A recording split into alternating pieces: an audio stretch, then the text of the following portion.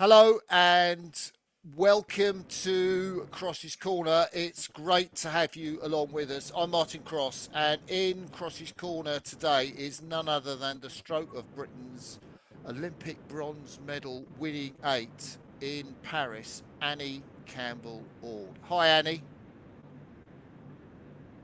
Hi, how are you? Yeah, great. It's lovely to see you. Tell us a little bit about how your day's been today. Tell us about what you're up to now. It's been good. I actually trained at the Leander club this morning because I'm training there at the moment, which was really nice. I'm finished outdoors because it's good to fight fastest on the river. And then I've come home. We've just moved house, so trying to sort out some of the chaos here. And now here I am. So, when after your Paris result, I mean, how did you decide what you were going to do after Paris? How did you come to that decision? Um, I feel like I'm kind of still trying to get used to what's next and think about the different options and things. So I feel like I didn't think about it really until I'd finished Paris, and Leander is perfect for me right now.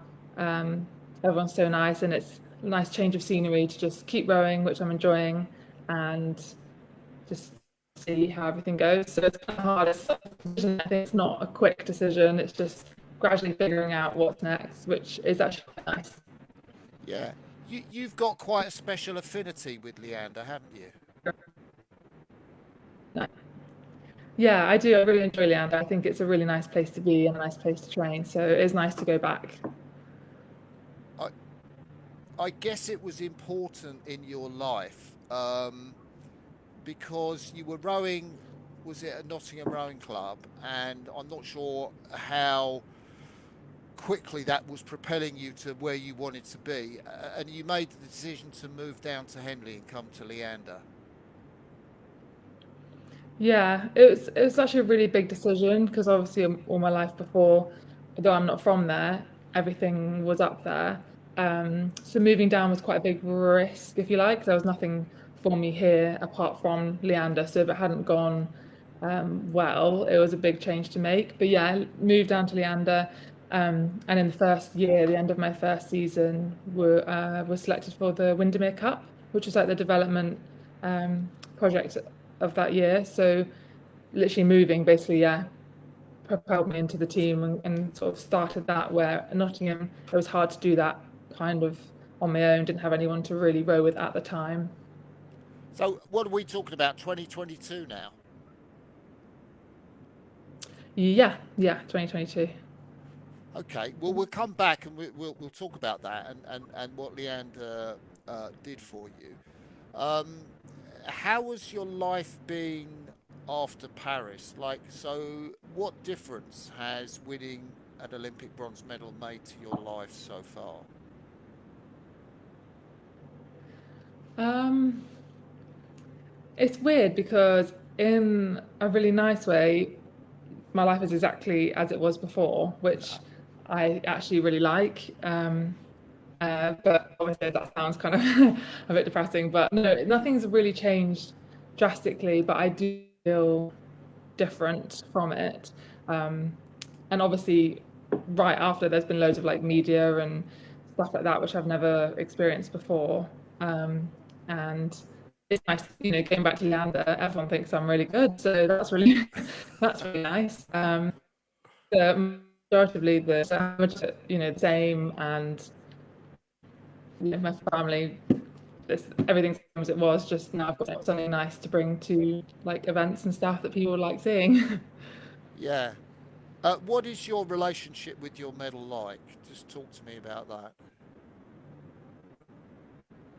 um, well, mine's actually quite tarnished because the bronze ones have gone a bit. I think tarnished is the right word. I'm not sure. Okay. So I need to clean it, or we might get placements as well. But I do love it, and I love like handing it out. I've been to schools and stuff like that, and I think it's really cool the look on everyone's face when they get to like touch it and look at it. So I think sure. Um, and I was putting it in the netball at some point soon. Yeah, yeah. So it sounds like it's in use regularly. So I guess you keep it with you, say as opposed to at your parents' house. Yeah, no, it's with me here, yeah. And one of my friends actually credited me like Tom Daly's medal pouch, so it's in one of them at the moment in my bag. Okay. Um, so maybe you can help me understand this, but I'm trying to understand. You know, your first international race, like World Cup, and that was the end of 22, where you were rowing three in a four, which I think made the B final at World Cup three.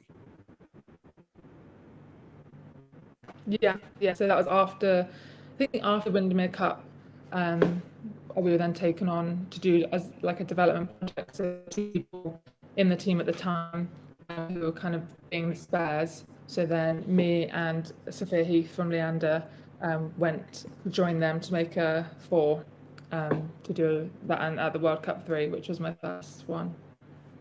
Um, so how come you were given the job in the next season of stroking the British women's eight, which you did in the 2023 World Championship? How did you make that transition to being a woman who was kind of on the fringes of the team to being stroke of one of the key boats in the women's squad? It's a good question. Well, after the World Cup, I went back to Leander and started the next season there.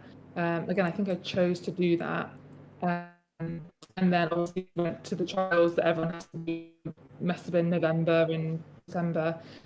And then me and one other from Leander were taken on one of the first camps in, I think, January or February of the following season. And so we went on that again, kind of as spares to fill in Mm. as and when they needed. And actually, I never then returned to Leander from that. So we were kept on in the team. But I was kind of I don't like the word spare, but like I was kind of a spare for quite a while on the team, kind of on land a lot and used wherever was needed, but not necessarily with a particular seat, if you know what I mean. But in this time, they were still not sure if they were going to do an eight, so a lot of people were in similar situations because there wasn't that many seats. Um, but I think it was probably they figured out, I think, that I was good at stroke. I stroked the pair that I did with Hattie Taylor, and then we did a load of seat racing where I think it was kind of random, but I was put in the stroke seat of a four for the seat racing, and then that racing I think was what showed that I was actually good at stroke, which I didn't necessarily even know myself. And then from then, they then decided to bow rig the eight and try me in the stroke seat, and I just stayed there. Well, um, so that's quite a thing for a woman to find out that she's really good in the stroke seat where she didn't think that she would be. I mean, what sort of qualities do you have that make you good in that seat?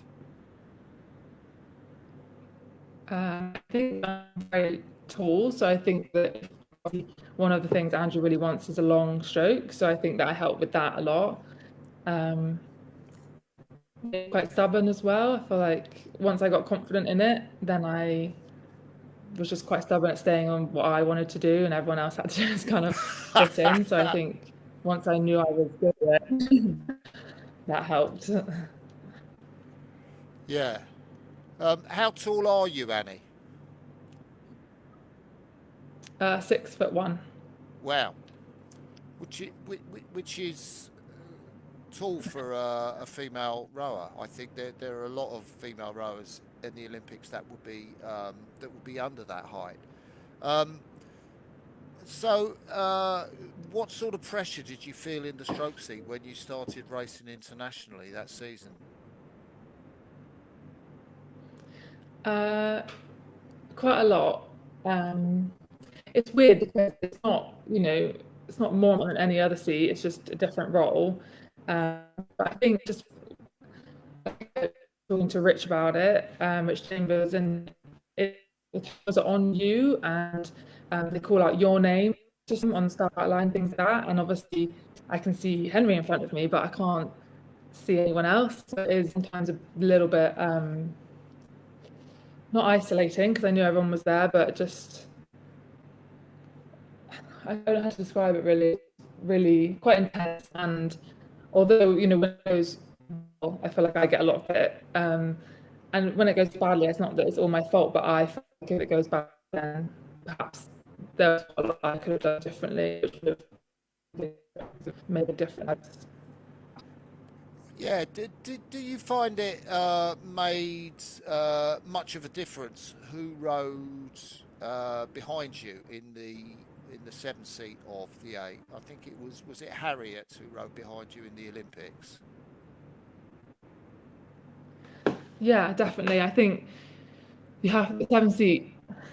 We always joke she sort of protected me from everyone else. You know, she would sort of fight to keep what I was doing and to send that forwards and protected me from anything different going on. So we worked so much together for those 2 seasons in Paris, and I just think we just really knew how each other moved.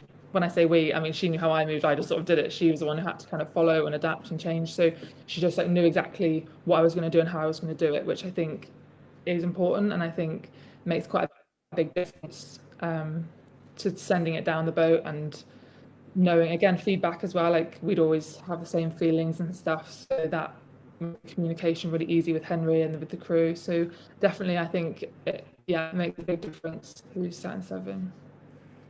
So it's quite interesting. I hadn't realised there was, an element of doubt as to whether the women's squad would put an eight into the World Championships in 23. I think just because obviously the season before, and I hope I'm getting my dates right, it was a four and a pair, and they doubled up at Europeans, didn't they? But they didn't do because there just wasn't the numbers in the squad. So I guess just it was just throughout the season proving that the eight was good enough to be there, which is fair. They developed a really strong squad of the four and the pair.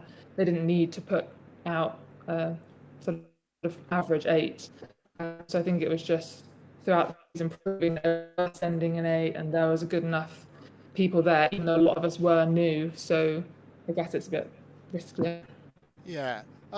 Talk to us a bit about the coaching that you were getting in 23. You've already mentioned Andrew Randell, the Australian chief coach for the women's squad, and you mentioned Richard Chambers, the Olympic lightweight silver medalist from 2012, who was the Leander coach who did coach you in Paris.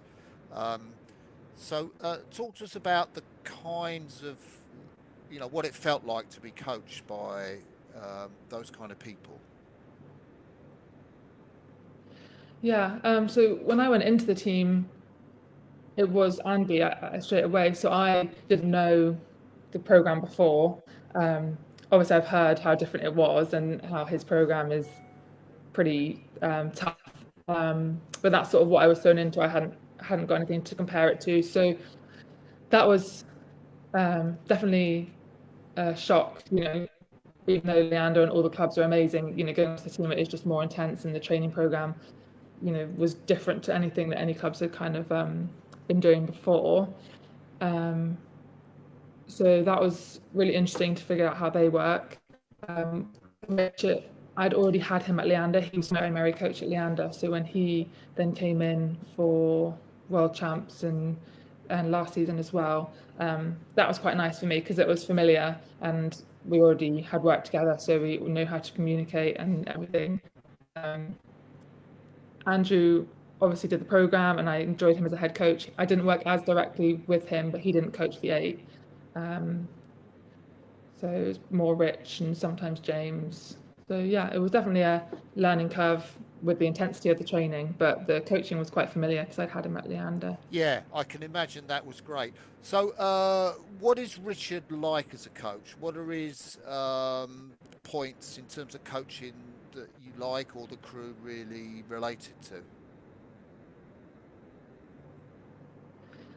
Um, like we I know he's watching this, I'm pretty sure. So, but like, I know that we definitely, he came into the project so passionately, which perhaps being sort of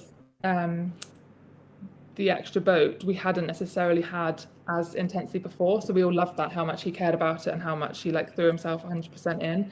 And I think that straight away was significant for us, and we like straight away, get on board with that because he's getting on board with us. I mean, I'm not going to, we've had arguments and stuff like that, but I think Rich is really good in that he will take what I've said, and even if we disagree initially, we'll figure it out. And I feel like I can disagree with him. I think with a lot of coaches that isn't necessarily the case, so I think that's special as well. And I think just he's done it before. So like I said, when we spoke about like the pressure that I was feeling being in the stroke seat, he explained it to him because he's done it before, he's been to the Olympics and he's felt that kind of pressure. So I think that's also something that's quite special to have in a coach. Yeah, yeah, absolutely. That's really interesting. I was just wondering there, you don't feel you have to answer this, but I thought one of the words you described yourself earlier in our chat was stubborn. And I just thought, oh, is Annie the sort of person that gets into arguments because she's really stubborn? I think I just, especially leading up to the Olympics, I didn't want to leave any stone unturned. Do you know what I mean? So I felt like even if what I thought was put, disregarded or said was wrong, which probably most of it was, I felt like I could sleep better at night knowing that I'd said every single thing that I wanted to say, obviously in a nice way, just to be like, I'd then done everything I could to get on that podium. And I think actually as an eight whole, all of us, we had that. And that was one of the things we said at the beginning. We have to just be completely honest. Obviously, don't be horrible about it, but you have to be honest. Otherwise, it could stop us from getting that extra second or whatever it was that we need to get the medal. So I think sometimes, obviously, that can cause conflict, not in a proper fallout way. It can be abrupt sometimes, but I think she had quite a good balance of it. Yeah, yeah. Um, so when you finished fourth in the World Championships in 2023, obviously you qualified for the Olympics. I mean, was that a very uplifting experience? Was there frustration that you finished in fourth place at all? What was the vibe going on in the women's eight then? That's quite a complex on that one. Again, even I've done World Cup things, but it's my first World Championships, and that's not an emotion that I experienced and that I did before. I think we were frustrated because obviously we had the pair doubling up as well. Emily Ford and Booth were doing the pair as well as the eight. So I think that for them as well, there was a shared frustration. What if we just done the eight? Could that have been the extra bit of time training, the extra bit of fresh legs, whatever they needed? So I think there was frustration that we finished fourth, and obviously we were sad because I think we could have better race. I can't even remember who beat us. I think beaten some people before, and then they beat. It was kind of like it wasn't like they were always going to beat us. It was just that was how it was on that day. But I think we were also very excited that we'd done the job and qualified the boat, which was the main thing. But obviously lots of other people did really well as well within the team, so that's also hard because we're happy for them and thrilled for them, but then envious as well that we didn't quite get on the podium.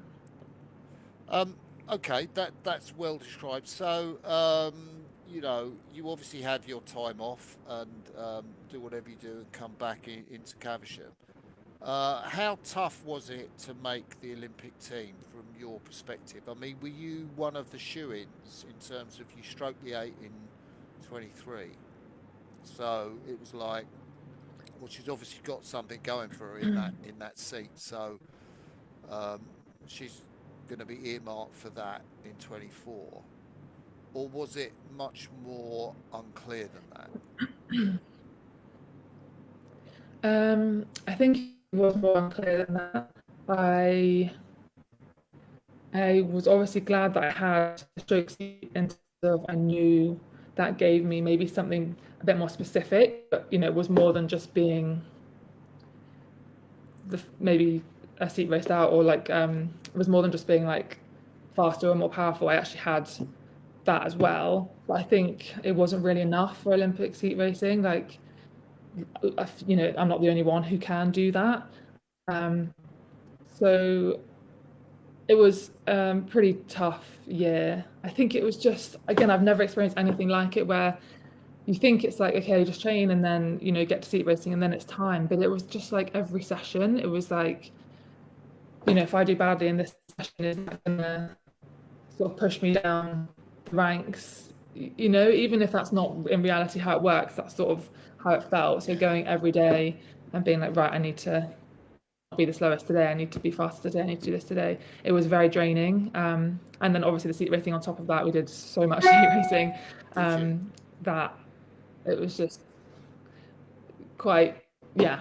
You can win a seat race, but then it's like, okay, but I might be seat racing against the same person again. It was just hard to, because we don't know what's going on in the coach's mind. So it was hard to keep strong and just hope that what we were doing was enough.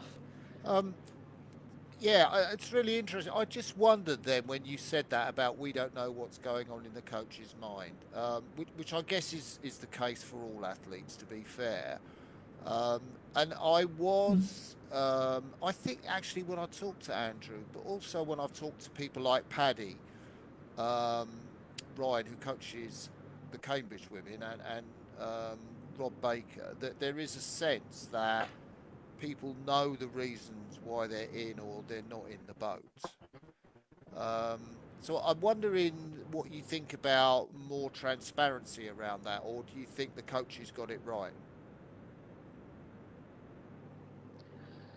Oh, that's so difficult. I know, sorry. It's so hard because no, no. I just think it's obviously from our point of view.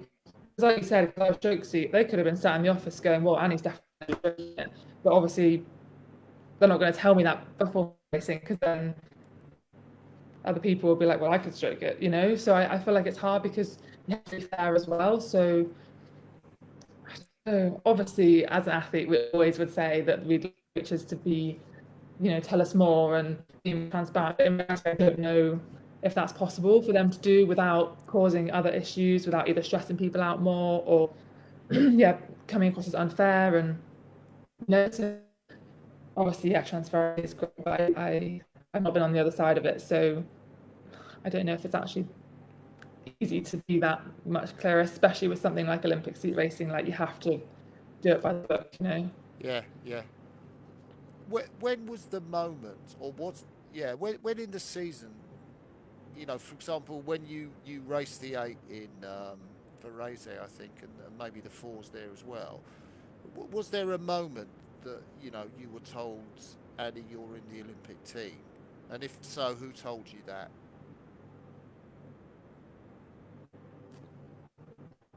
I can't remember. Oh, Um, really? Obviously, yeah, that's bad. Obviously, when the team announcement came out, so I think we knew a little bit before. I think they came out on the 5th of June, Yeah, was it? Something like that. So we knew a little bit before that, but not much. So when that came out, I think there was a big relief that we were all like, this is, this is official. Sorry, this is official, and um, now we can start working towards the Olympics without sort of the other side worry if we're actually going to be going. But before that, I mean, I might be wrong. And someone messaged me after being like, "That's totally wrong." But I feel like it was kind of gradual.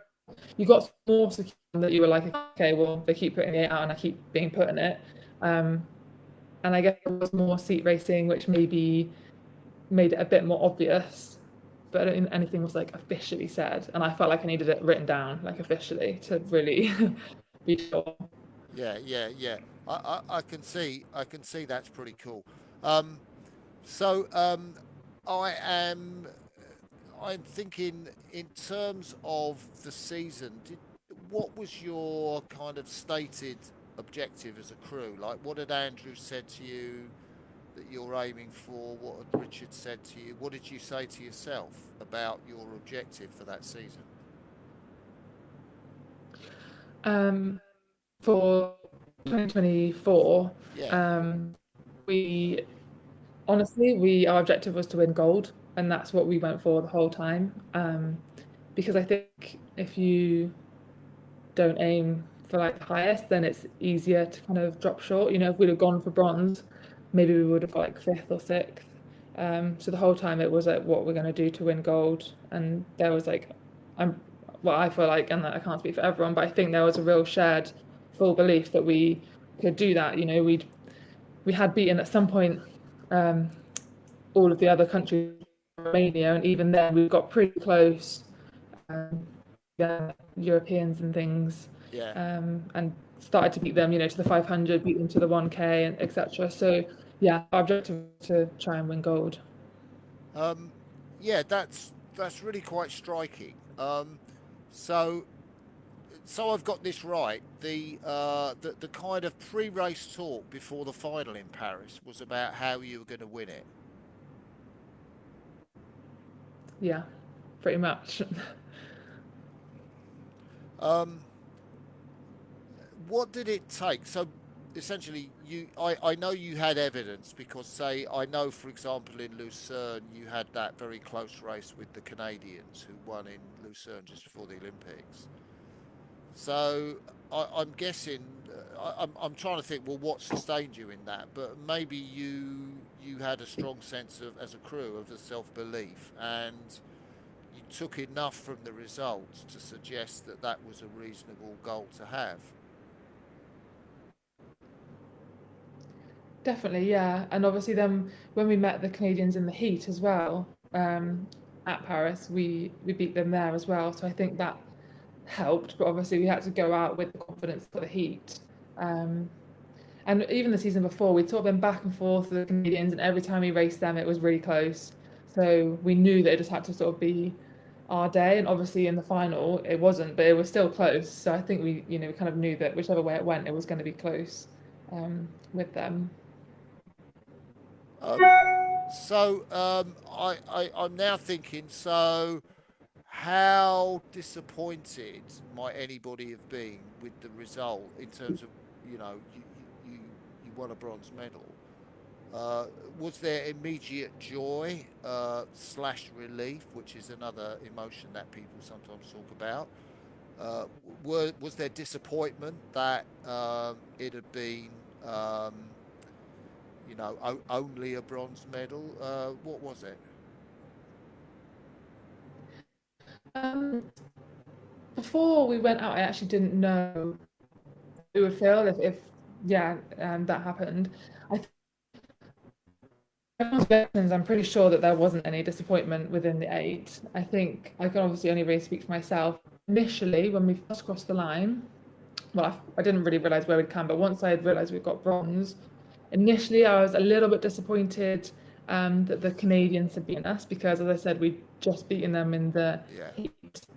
But then, as soon as the Americans and the Australians had to then paddle into the dock and we got to spin round, um, I had literally no disappointment at all. It was a fleeting feeling of disappointment.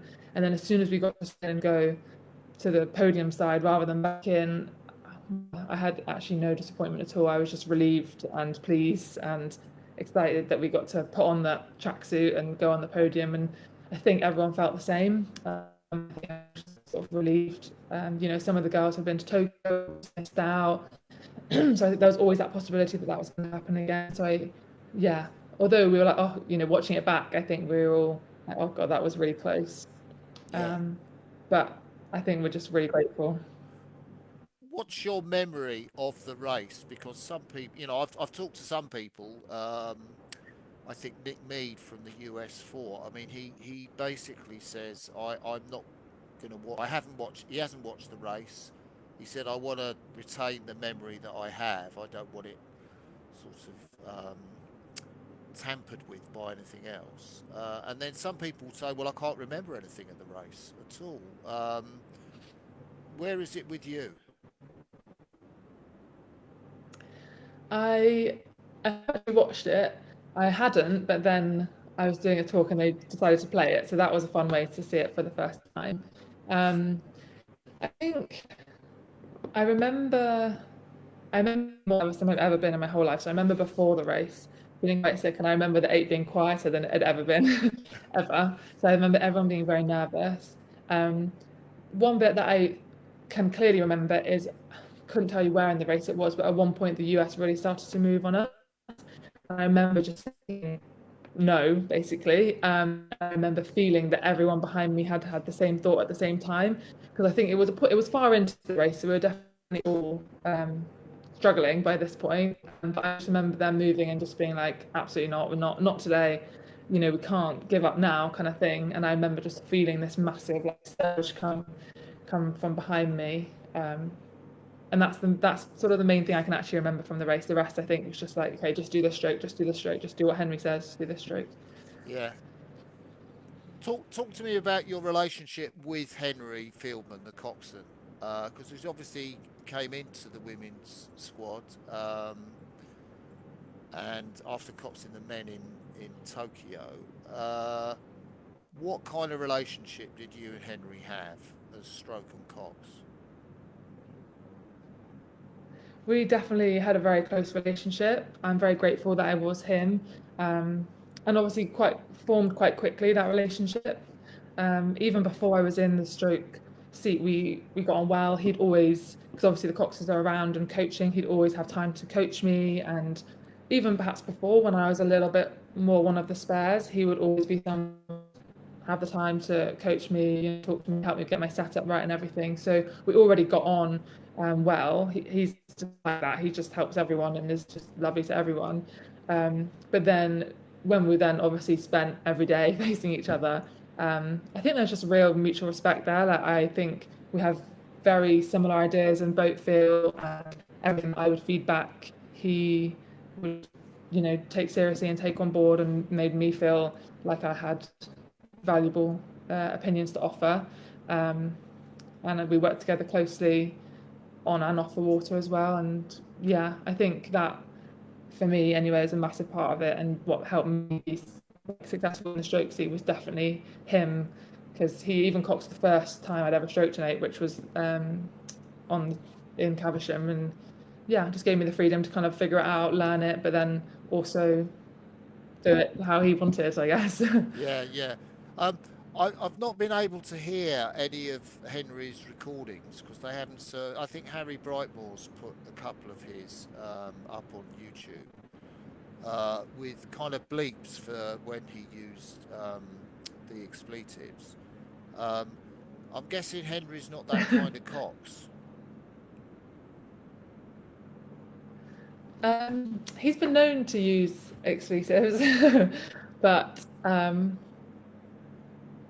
in a very particular point in the race, I would say. So not very common, but I guess that's the same with all coxes. Yeah, He's like got definitely like kind of two personalities in terms of like very gentle and kind and kind of introverted, but in a nice way. But then when he's racing, it's like a different Henry yeah, yeah. in a good way as well. Really good boy. That's nice.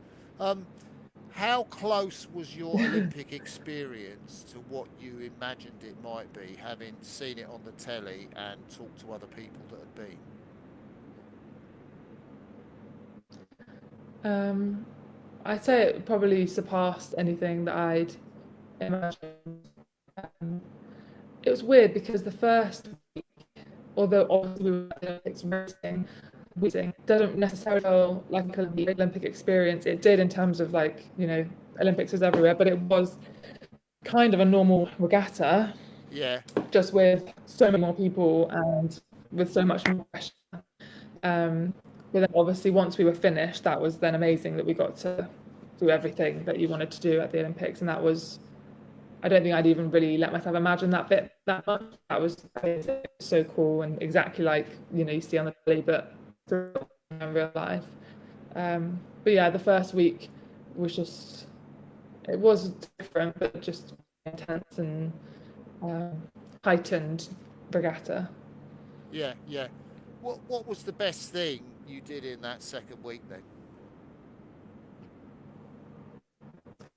I think watching all the sports, like we got free to go and watch a different sport, which is just so cool. Um, yeah, I think that was my favorite. I got so into all the different sports that I didn't really know I was into. So yeah, I loved that. Um, do you think netball should be an Olympic sport? I do, yeah. Why? um, it's a really exciting sport to watch. So I think because it's like a girls' sport, maybe it's not considered as sort of fast paced or exciting or good to watch, but I think it is, and I think that I understand that just because like we'll get men to play it too.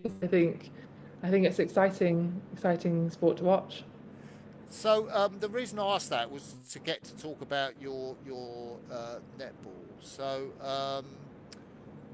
I'm guessing you probably played from primary school, given that you were probably quite a tall person. Um, or was it something you got It into when was. you were at Millfield? It was secondary school. So I went to Millfield just for sixth form. So I got into it in secondary school and then moved to Millfield for netball. Um, Because and of yeah, because netball. I was tall and yeah, so I went on with a scholarship to play netball at Millfield. Mhm. So what were you good at? Where did you play in the netball team, and what were you good at? I played goal attack, so I was good at shooting the goals and the hoops.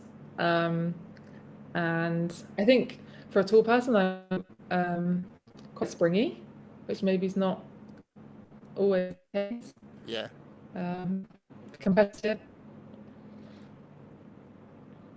Yeah. So when it says, because looking on some of the stuff, the bio, it says that Annie played elite level netball at Millfield, I think it said. What level was that? What did that mean? So we played in the Premiership League, so we didn't play against other schools because it's Millfield. So we played in like the Premiership League, like around the country. Never actually did international, but I played with some people like for in various little training things that did. But then I was kind of not the right age, so then was going to think about doing that once I went to university. But then obviously that didn't happen. So what was your expectation, in terms of what would happen to you in netball, and where you could take that sport? When you were at Millfield and then when you transferred to, it was Loughborough you went to, yeah? Yeah, yeah. Um, I wanted to play internationally. I wanted to be on a team and yeah, play like for England. I guess that's the sort of. It's sad they don't have the Olympics, but I don't think the Olympics was necessarily on my radar. I never really thought I'd be like a sports person, so I just wanted to play for as high level as I could because I just loved it.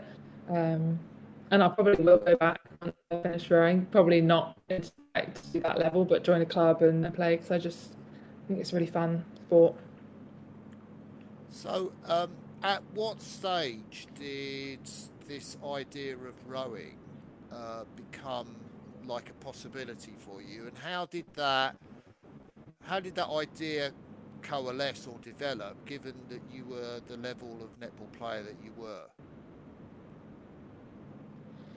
So when I joined Loughborough, I obviously went to play netball and joined the netball teams. Um, I found it very frustrating. Um, Obviously, I don't want to like say anything bad about anyone, but just the way the netball sort of was. Being a fresher, I didn't really get the chance to play in teams, which I found frustrating because I'd already played I actually knew some of the girls and I played in the team above them at school, but they were older. So I just found the whole thing a bit frustrating. Yeah. And then there was like a sports bazaar thing at just, they have like stands of each sport. So they're trying to encourage people to join. And I went to that just because everyone went to that and was approached by rowing because I'm tall. I think I was also wearing a Milford jumper, which probably helped. and they just asked if I wanted to come and try rowing, and I just thought, oh well, I'll just try something new. You know, it's uni.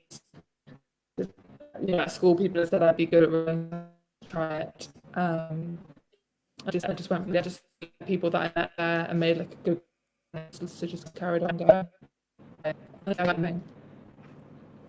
So, was there anything about love at first sight with rowing, or how long did it take before you got bitten by the bug?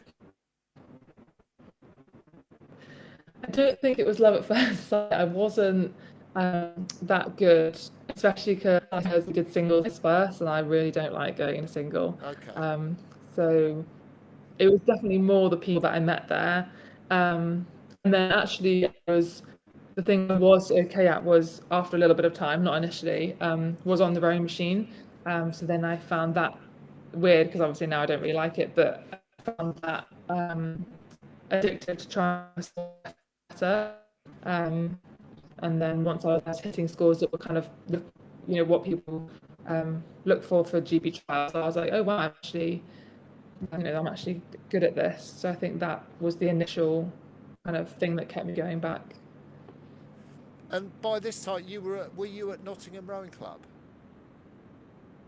Yeah, so Loughborough Road. That was the affiliation. So the people who came to the Sports Bazaar were actually a Nottingham Rowing Club, so you just went on the bus to row there because the Loughborough water is quite little, I think. Yeah. So, so what year are we in when you start rowing? What year is that? Uh, Maybe like 2014 or 2015. Right. So you start 2014 and 15, So that was, and there are quite a few years in between that. So I guess then you are what, 20 or something like that? yeah, 19, yeah. So there are quite a few years between that and your breakthrough in 22. So just explain to me Mm. what's going on in those years and perhaps maybe why you hadn't made a breakthrough sooner than you did. I think initially I was rowing for fun. You know, I never really thought about the team or anything like that. So obviously I was still at university, so I just went out a lot and stuff like that. Didn't really properly row, just went a couple times a week, once a week maybe. So that took up a few years. And then I decide to stay around Nottingham after I finished university. Then I properly sort of started being a bit more committed. Um, and that's when I started then trialing, you know, initially just for experience, but then I just I kept trialing and not quite doing well enough to get noticed for anything. So that was sort of the period that was quite frustrating in Leander. Um, Performances, but again in a single, say, but I didn't have anyone to pair with at Nottingham. Um, so, and I also, you know, hadn't done under 23s, hadn't done juniors, no one had heard of me. So I think you have to do quite a good performance to really get noticed. And from Nottingham, it's not really it's not Leander, so Yeah. it's not necessarily a club that they would look out for.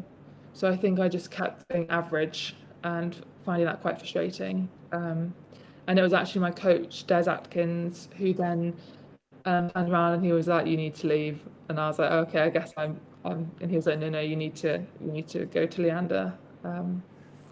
And he So like called Ross and set it all up and everything for me.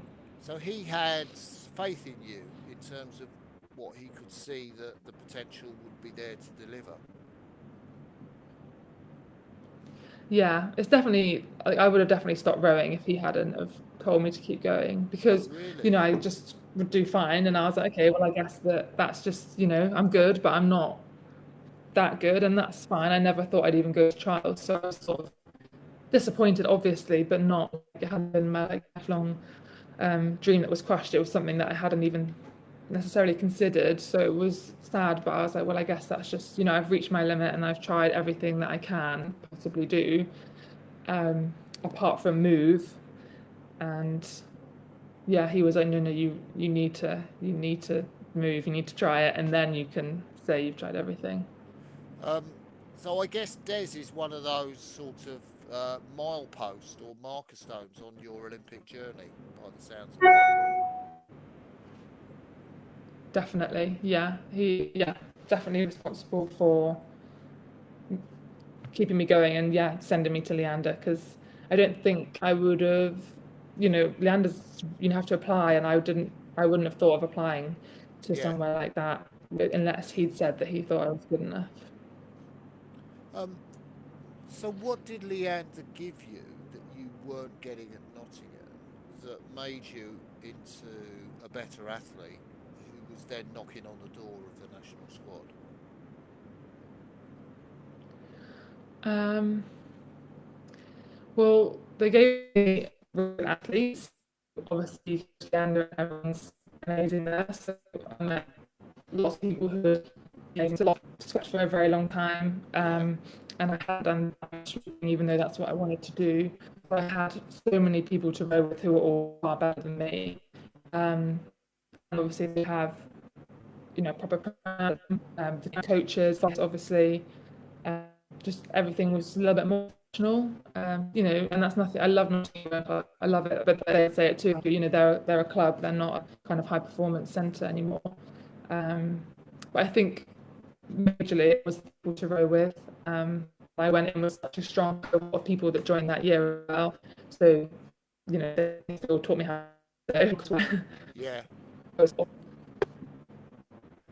So I guess there's a number of factors. If you had to point to one, and I know that's kind of very artificial, which you think was the most significant in bringing you up to the level that you felt you needed to be, what would that one fact? What might that one factor be? From Yeah. Just repeat that, Annie, because I that partly got lost in a little bit of jumble there. in fact, at the end of the it was making so to it was um I think that I was very lucky to go with people that I do think that I rode with. I did a few guys with people, all of whom Yeah.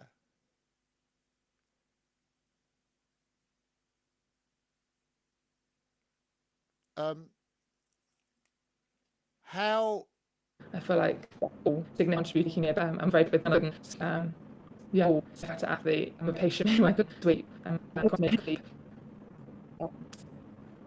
how much did you think while you were at Leander or talk to your crewmates or anybody around about the Paris Olympics being on the horizon? Um, it was. I feel like it was spoken about, and obviously people at the time were on like Paris pathway things like that, and I was on. I think it was in everyone's minds.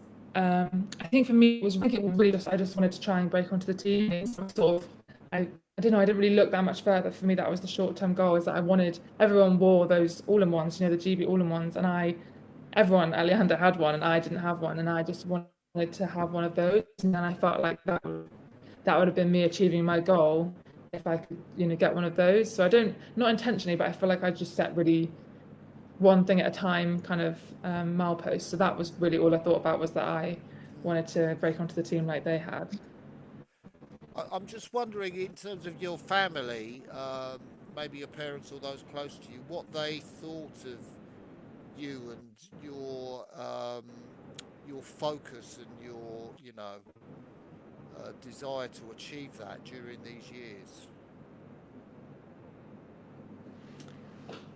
Um, yeah, I don't know. I think obviously when you're doing it, I think you always worry that um, they think, obviously they didn't think this, but they think you're a bit crazy. You know, I'd been to loads of trials, I'd not been asked to go any further. So I think they're very patient with me for continuing to do it. But as I feel like every athlete says, they're incredibly supportive and always said, you know, you can do it. If that's what you want to do, you can do that. And I think when I started then racing with Leander and things like that, they perhaps understood it a little bit more. You know, it's a bit more real. Oh, she's doing really well at that. Oh, that's gone well. Actually performing at trials. So yeah, I hope they didn't think I was crazy at any point, but maybe they did show it. So yeah, just really supportive. So how important was this selection for the Windermere Cup for you, and what was racing and going to that event like?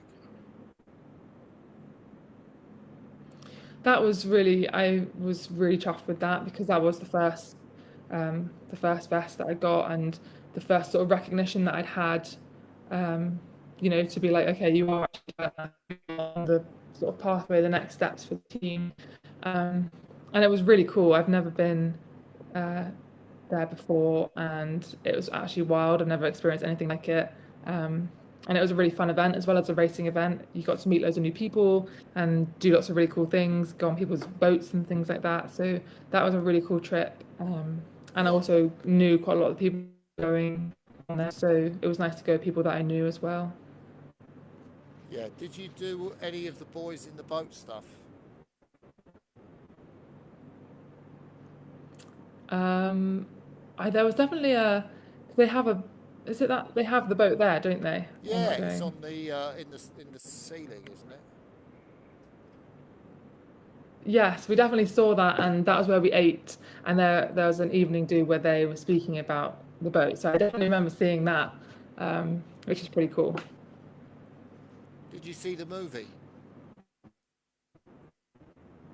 I actually haven't. No, Oh I know I no! probably should have. Amazon Prime, Oh I think. dear. Amazon Prime. You Yeah, won't, I'm on you won't it. tell George Clooney. Yeah, no, don't. Yeah. So other experiences that rowers have trying to break in is they race at Women's Henley and Henley. And I know you raced in a Henley final in that year of 2022 in the is it the Hambledon Cup Yes. Yeah, the best, yeah. in the pairs? Tell us about your Henley experiences. That was cool actually. The pairs actually, that's one I did that with Sophia, and we'd done the pair for all of that sort of that season, and that was the pair that sort of got us selected for the Winter Cup, because we did well at family trials. So that was really fun. It was a project, and it was the first project I've done that was sort of very successful.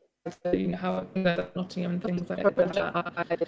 It was difficult to get into the final. To get I think the channel stuff outline was like I don't know. There was like people we were against were American Olympians who won gold past, and we were like, right, okay, we're just gonna go out as hard as we possibly can, hold on. So there wasn't necessarily an expectation to win, but I think it was pretty cool. We were in the final. That was the first time I've been in the final.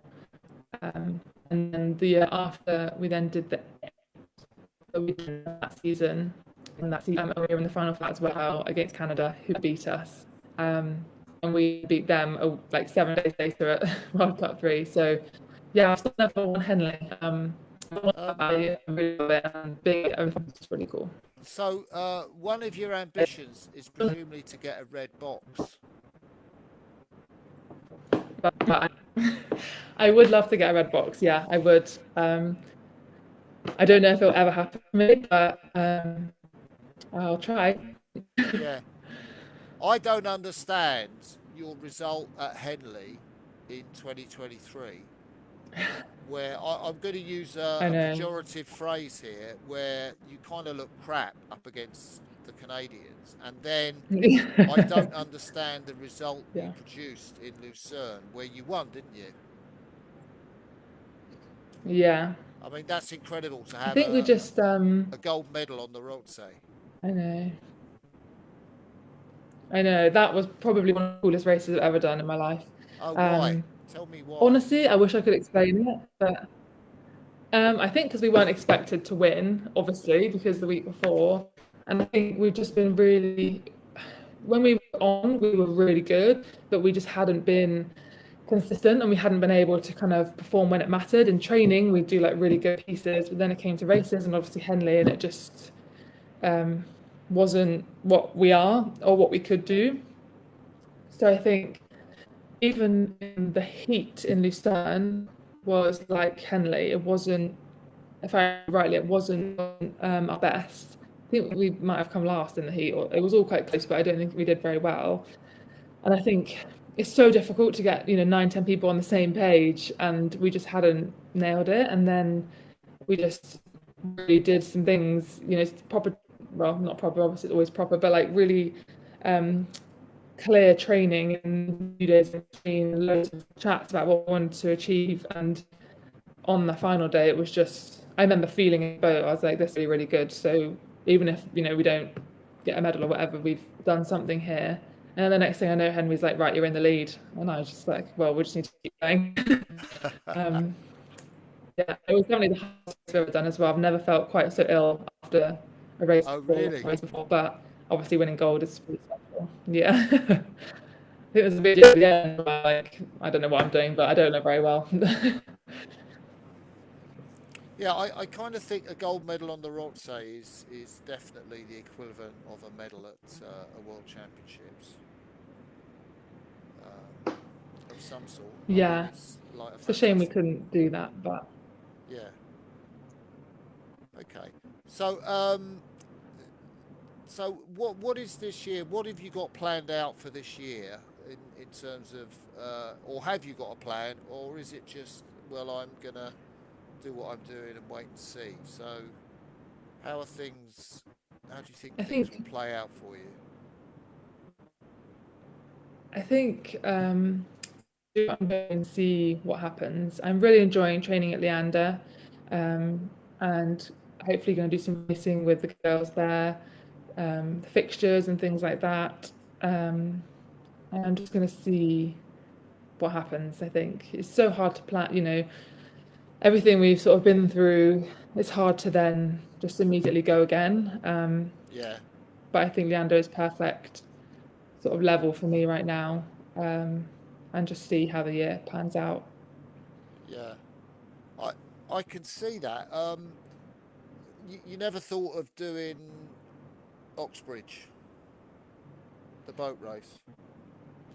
No, no, I just I enjoyed uni, but I don't really have an inclination to study anymore. So I think that puts me off. Obviously, the rowing is very cool, but I just see the rowing don't study. Yeah. Um, so, yeah, Heidi Long obviously is a very key part of Oxford's boat race crew. They're hoping she's going to make a big difference. What has Heidi got going for her as an athlete, and why might she be able to make a difference to the Oxford team?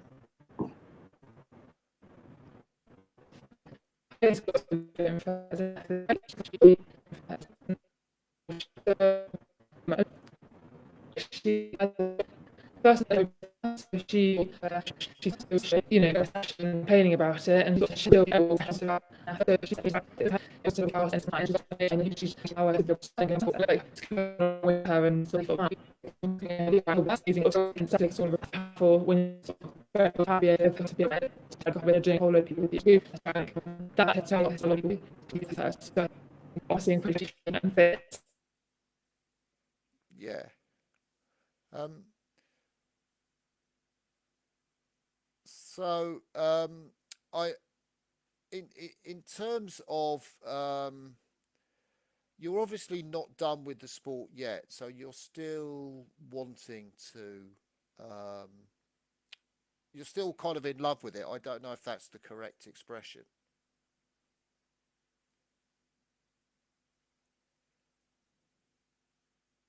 I'm sure this will come back at the moment. Just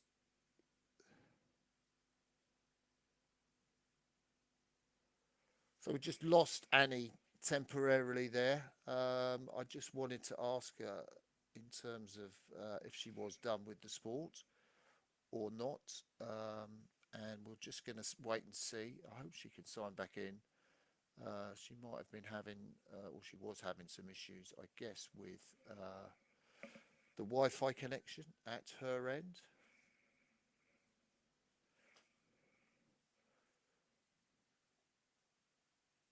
So we'll wait and see.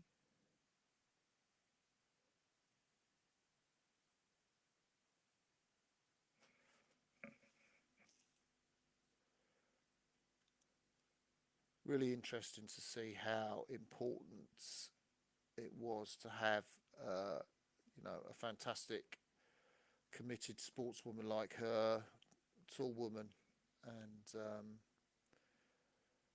very determined. She did use the word stubborn. I guess another word for that would be determined. So I think we'll end the live part of this recording now. I'm not sure that Annie has been able to sign in. So we'll end the live part of this recording now. And in absentia, say thank you very much, Annie. It was absolutely fascinating to listen to you. And I will stay on, and hopefully I can say my goodbyes to Annie properly. But thanks for listening. Thanks for watching. Oh, there we are. Annie is in the lobby. The loss. Uh,